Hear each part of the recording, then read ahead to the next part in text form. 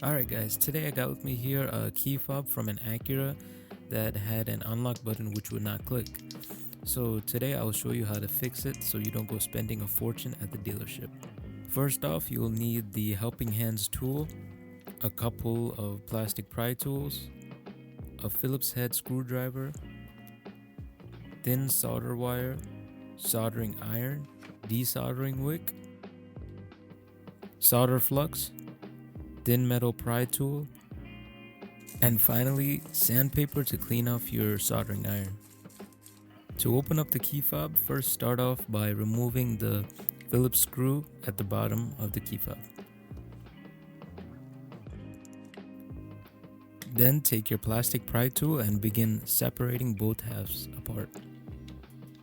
Place the key portion to the side and begin separating the receiver portion from the housing.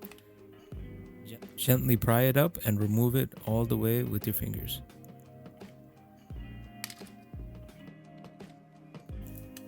Now to get to the main board, separate this plastic housing with the pry tool and work your way around until it's separated.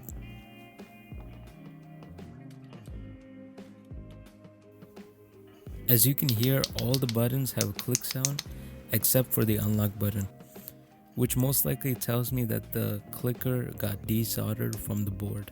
To remove the board, use your metal pry tool and break off the plastic pieces that are holding it in place. Gently remove the board, making sure not to drop the small clicker device.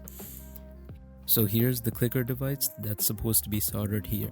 Attach your board to the helping hands tool and use your desoldering wick and heated soldering pen to remove as much of the old solder from the board as you can. Now apply a small amount of flux to the board.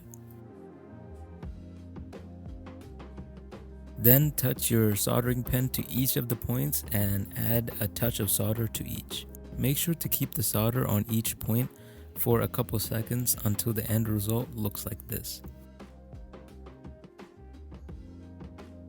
To start soldering the clicker, first turn it until it matches the orientation of the other buttons. As you can see here, the bottom side has a little more of a gap than the top sides, so I try to match it with that. I don't know if there's a specific orientation, so if one orientation doesn't work for you, just flip it and resolder. Finally, touch the solder pen to each of the terminal points for a couple seconds until the solder has been joined to the terminals. Double check that all the soldered points are strong and then start reassembling the remote. Attach the board to the plastic housing and join the battery side together, making sure to press around all the sides.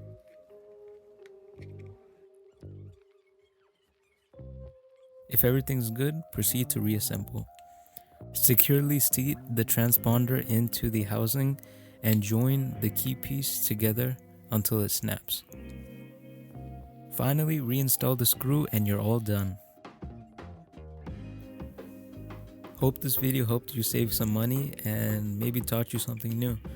Consider liking and subscribing, and all the links for the tools that I used will be in the description below.